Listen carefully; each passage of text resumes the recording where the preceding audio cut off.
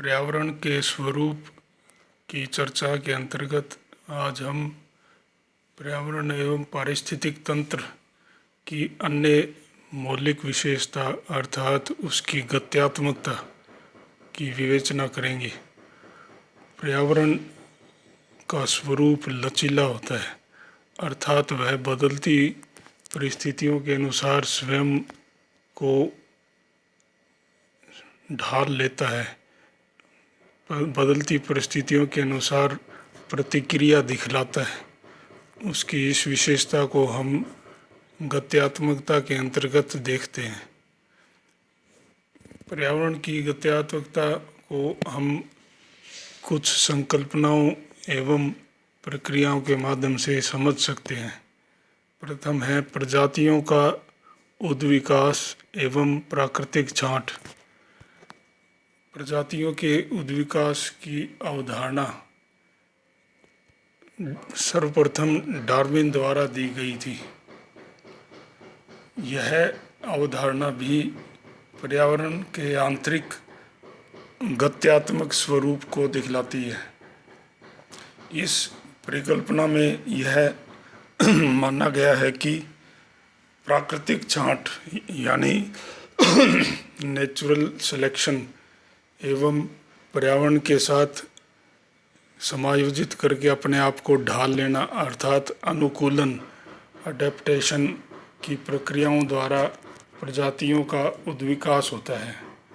अपने पर्यावरण से अनुकूलन की परिवर्तनशील क्षमताओं के कारण विभिन्न प्रजातियों में सर्वाइवल यानी अस्तित्व एवं पुनरुत्पादन रिप्रोडक्शन का स्वरूप एक जैसा नहीं पाया जाता है। विभिन्न प्रजातियों की शारीरिक विशेषताओं एवं बनावट अर्थात फिनोटाइप में अंतर ऐसा संभव बनाता है। जीवधारियों के शरीर में पाई जाने वाली परिवर्तनशीलता आंशिक रूप से हेरेडिटरी होती है यानी जीन्स में होती है, और जीन्स में आकस्मिक परिवर्तन जिसे उत्परिवर्तन कहते हैं, अचानक होने वाले परिवर्तन म्यूटेशन के कारण यह परिवर्तनशीलता पाई जाती है। समय के साथ ऐसी विशेषताएं ऐसे जीवधारियों को विकसित कर देती है जो विशेष परिस्थितियों में रहने में स्पेशलाइज्ड होते हैं अलग अलग पर्यावरण की परिस्थितियों में। इसमें म्यूटेशन या उत्परिवर्तन की भूमिका भी है और इसी से कालांतर में अलग अलग प्रजातियों का विकास हो जाता है।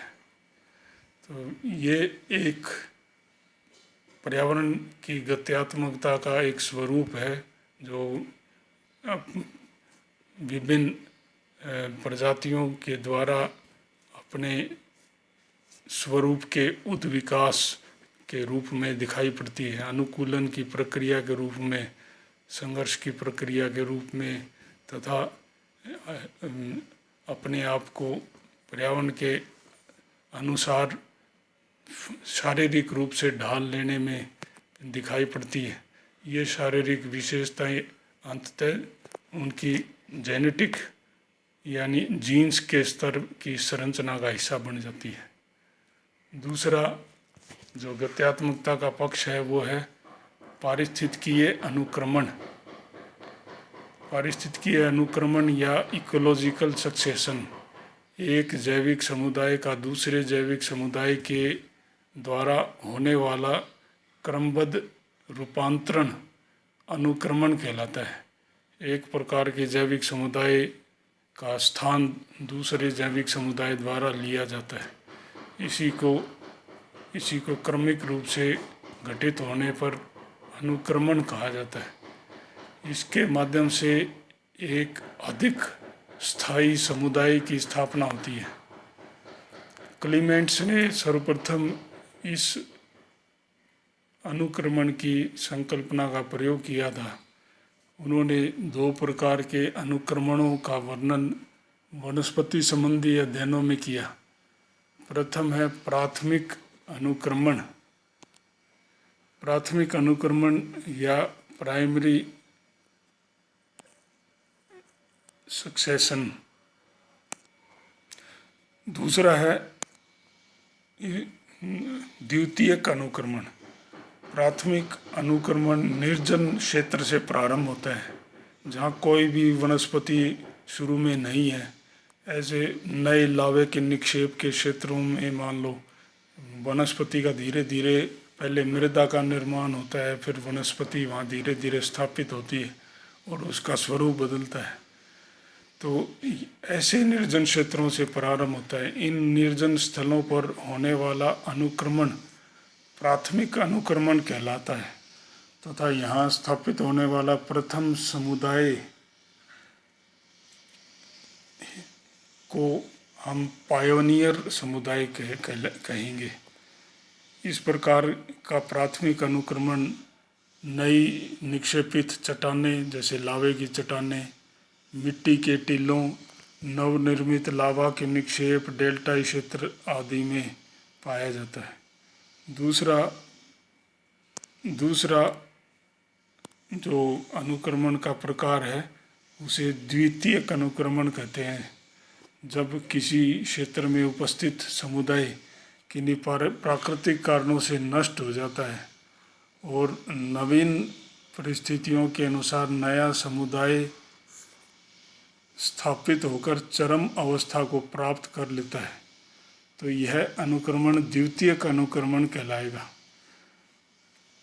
जहाँ जिस क्षेत्र में पहले से उपस्थित समुदाय नष्ट हो जाए और नई परिस्थितियों में नए अनुक्रमण के द्वारा नए प्रकार की वनस्पतियों का आगमन हो और नए समुदाय की स्थापना हो, तब द्वितीयक अनुक्रमण कहलाता है।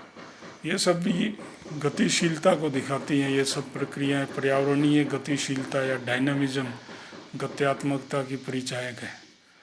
पायनियर प्रजातियां अनेक प्रजातियों के द्वारा एक के बाद एक प्रतिस्थापित होती रहती हैं एवं अंत में जो अवस्था हमें प्राप्त होती है वनस्पति की, उसे चरम अवस्था या क्लाइमेक्स स्टेज कहा जाता है। और इस स्थिति में पहुँचे हुए पादप समुदाय या अन्य प्राणी समुदाय में अनुक्रमण रुक जाता है। चरम समुदाय या क्लाइमेक्स कम्युनिटी अपने पर्यावरण को परिवर्तित नहीं करती है। इसमें बाहर से प्रवेश करने वाले सदस्यों के कारण जो प्रतिस्पर्धा हो सकती है उसके प्रतिरोध की प्रक्रिया पाई जाती है। अनुक्रमण के विभिन्न अवस्थाओं या चरणों को क्रमक या सेरे SERE क्रमक या सेरे कहा जाता है। अनुक्रमण के प्रारूपों को मुख्यतः आवास यानी जिस प्रकार का क्षेत्र है तथा नमी की उपलब्धता के आधार पर बांटा जाता है। इनमें से एक प्रकार का क्रमक है जिसे मरु क्रमक कहते हैं, यानी जीरो शेयर। इस प्रकार का अनुक्रमण शुष्क परिस्थितियों में होता है। दूसरा है जल क्रमक या हाइड्रोशेयर। इस जल क्रमक का प्रारंभ जल स्रोतों जैसे सरोवर या झीलों से होता है। तीसरा प्रकार का क्रमक है जिसे मध्य क्रमक कहा जाता है, मीजोशेयर। यह मध्यम प्रकार का अनुक्रमण है जिसमें उचित मात्रा में नमी उपस्थित होती है। जल की आदर्श परिस्थितियां यहाँ पाई जाती हैं, इसलिए अनुक्रमण की अवस्थाएं तीव्र और छोटी होती हैं।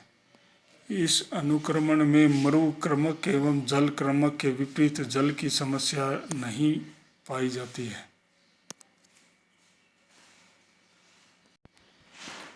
पर्यावरण एवं पारिस्थितिक तंत्र की गतिशीलता को दिखलाने वाली एक और विशेषता समस्थिरता या होम्योस्टेसिस कहलाती है। पर्यावरण के जैविक और अजैविक घटकों के बीच संतुलन बनाए रखने की क्षमता पाई जाती है। इन घटकों में होने वाले उतार चढ़ाव या परिवर्तन को पारिस्थितिक तंत्र स्वतः ही सामान्य बना देता है।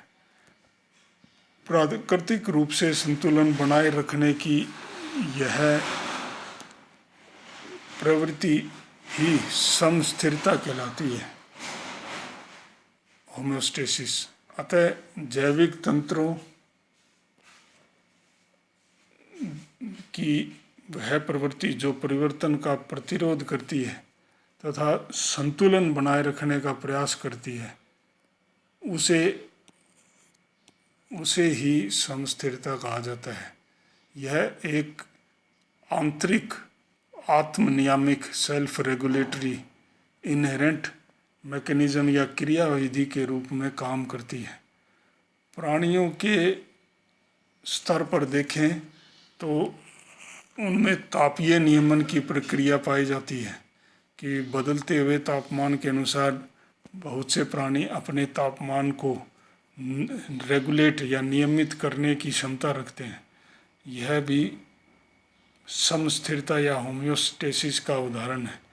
अगर बड़े स्तर पर देखें, पारिस्थितिक तंत्र के स्तर पर यह प्रक्रिया विभिन्न क्रियाकलापों जैसे प्रजनन दर में वृद्धि या कमी द्वारा जीवों के घनत्वों का नियंत्रण करना, पोषण चक्रों का नियमन, विभिन्न प्रकार के जैव भू रासायनिक चक्रों का नियमन आदि इसके उदाहरण हैं।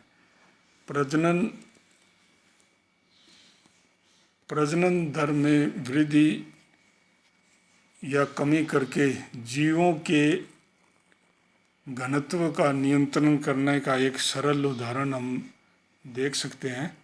अगर मान लो किसी प्रदेश में ज़्यादा वर्षा होने से घास का प्राकृतिक रूप से उत्पादन बढ़ जाए तो उस घास पर आश्रित शाकाहारियों की संख्या बढ़ जाएगी। इस शाकाहारियों की संख्या के कारण घास तेजी से समाप्त होने लगेगी, तो उसको संतुलित करने के लिए शाकाहारियों पर आश्रित मांसाहारियों की संख्या भी बढ़ेगी।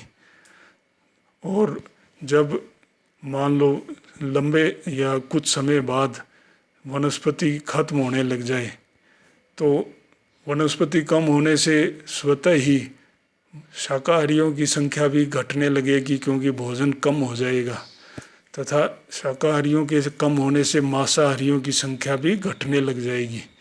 यह पर्यावरण या पारिस्थितिक तंत्र में समस्थिति का, होम्योस्टेसिस का एक उदाहरण है। पर्यावरण एवं पारिस्थितिक तंत्र में अनुक्रमण को हम इस आरेख डायग्राम के माध्यम से भी देख सकते हैं। ये जो ऊपर सबसे ऊपर जो आरेख बना हुआ है, डायग्राम चित्र बना है, इसमें बेयर रॉक सरफेस दिखाई है, यानी कि अनावृत, जिसमें नग्न चट्टानें हैं जिन पर वनस्पति का प्राय अभाव है, और एक दो स्थानों पर लाइकेन यानी काई जैसी वनस्पति ही स्थापित हो पाई है।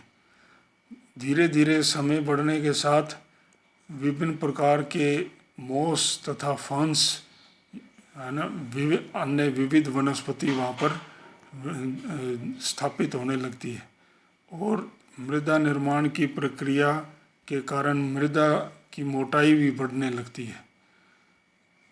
और समय बीतने पर अपेक्षाकृत बड़े श्रब, कठोर वनस्पति का जो स्वरूप है श्रब, और हर्ब यानी कि शाख प्रकार के जो पादप हैं वो वहाँ स्थापित होने लगते हैं, और मृदा की गहराई में वृद्धि हो जाती है और वृद्धि होने लगती है।